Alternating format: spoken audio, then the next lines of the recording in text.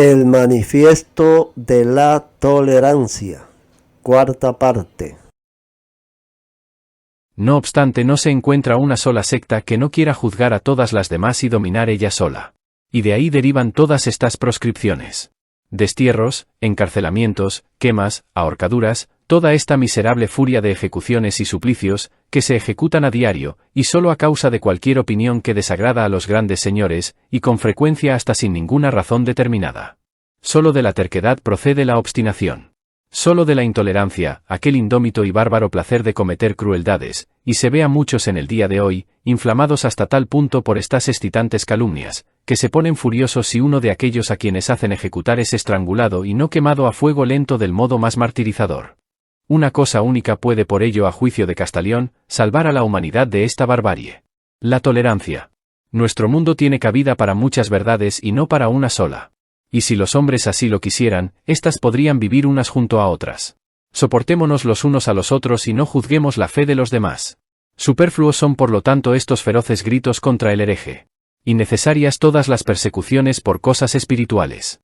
Y mientras Calvino en su escrito anima a los príncipes a que empleen la espada para una total extirpación de los heréticos, les implora así Castalión: inclinaos más bien del lado de la benevolencia y no obedezcáis a aquellos que os hostigan para que asesinéis, pues no podrán estar a vuestro lado como auxiliares, cuando tengáis que rendir vuestras cuentas ante Dios.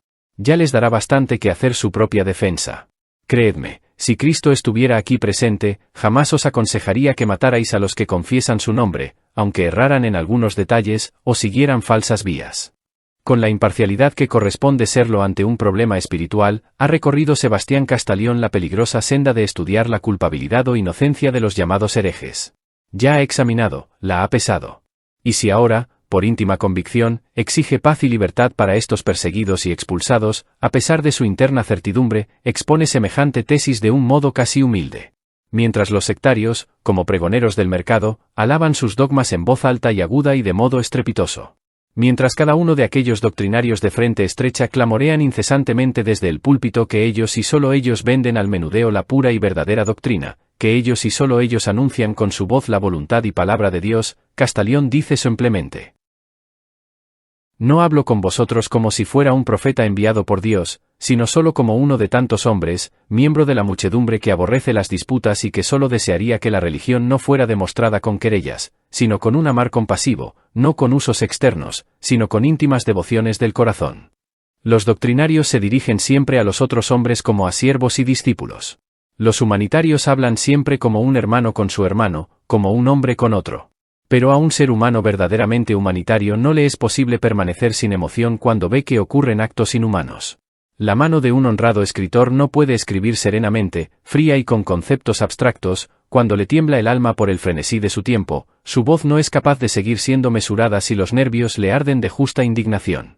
De este modo tampoco Castalión a la larga es capaz de contenerse y desarrollar únicamente unas investigaciones académicas en presencia de aquel palo del martirio de Champel, al cual con las angustias de la muerte está amarrado un inocente, un ser humano sacrificado en vida al mandato de un hermano espiritual suyo, un hombre de letras mandado matar por otro hombre de letras, un teólogo por otro teólogo, y además de ello, en nombre de la religión, del amor.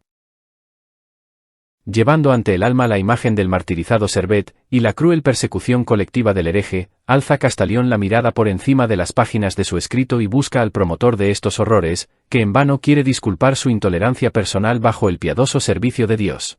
Dirige su mirada hacia los duros ojos de Calvino al exclamar: y por muy crueles que puedan ser estas cosas, todavía cometen sus autores un pecado más espantoso, cuando tratan de cubrir tales crímenes con el manto de Cristo y simulan que con ello han cumplido su divina voluntad. Sabe que los desaforados autores de tales atrocidades procuran en todo tiempo adornar con cualquier ideal religioso o filosófico sus actos execrables. Pero la sangre ensucia toda idea y la violencia envilece todo pensamiento. No, Miguel Servet no fue quemado por mandato de Cristo, sino por orden de Juan Calvino, pues toda la cristiandad quedaría deshonrada en la tierra con semejante hecho. ¿Quién querría a uno y ser cristiano?, exclama Castalión, si aquellos que se reconocen como tales son destrozados con el fuego y el agua y tratados de un modo más cruel que a los asesinos y bandidos.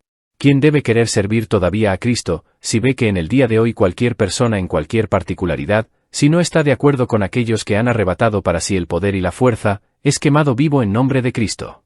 aunque en medio de las llamas confiese a gritos que cree en él. Por ello, según el sentir de este hombre magníficamente humano, es preciso que sea puesto por fin un dique a la locura, que no sea permitido martirizar y asesinar a los hombres solo porque se resistan en lo espiritual, a la opinión de los poseedores de la fuerza en aquel momento. Y como ve que los poseedores de la fuerza vuelven siempre a usar mal de su poder, y que sobre la tierra nadie sino él, solo, único, pequeño, débil, abraza la causa de los perseguidos y expulsados, alza desesperado la voz hasta el cielo y su apelación termina con un estático himno en alabanza de la compasión. Oh Cristo, Creador y Rey del mundo. ¿Ves estas cosas? Te han convertido en realidad en totalmente distinto de lo que fuiste en tu vida terrena, en tan cruel y hostil contra ti mismo. Cuando te mostraste sobre la tierra, nadie había más dulce, más bondadoso que tú. Ninguno sufría las befas de modo más benigno. Injuriado, escupido, burlado, coronado de espinas, crucificado entre ladrones. En medio de la humillación más profunda, rogaste por aquellos que te inferían todas estas ofensas y denuestos. ¿Es verdad que estás tan transformado ahora? Te imploro, evocando el santísimo nombre de tu Padre. ¿Ordenas tú realmente que aquellos que no cumplan todas tus disposiciones y mandamientos, tal como lo exigen los que dicen enseñar en tu nombre, sean ahogados en el agua, destrozados con tenazas hasta las entrañas, cubiertos de sal, despedazados por la espada, tostados a fuego lento y mortalmente atormentados con toda suerte de martirios tan pausados como sea posible? ¿Apruebas realmente tales cosas, oh Cristo? ¿Son en realidad servidores tuyos los que producen tamañas carnicerías, los que hacen de ese modo que la gente sea despellejada y despedazada?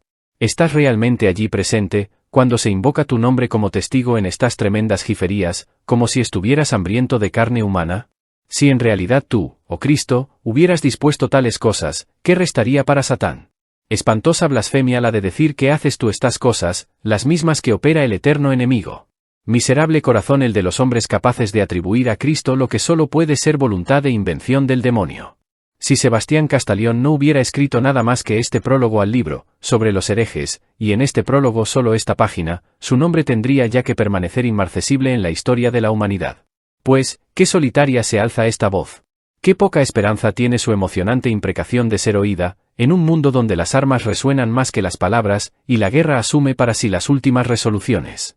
Pero, aunque hayan sido innumerables veces anunciadas por todas las religiones y por todos los maestros del saber, siempre hay que presentar de nuevo estas humanísimas exigencias ante el recuerdo de la olvidadiza humanidad.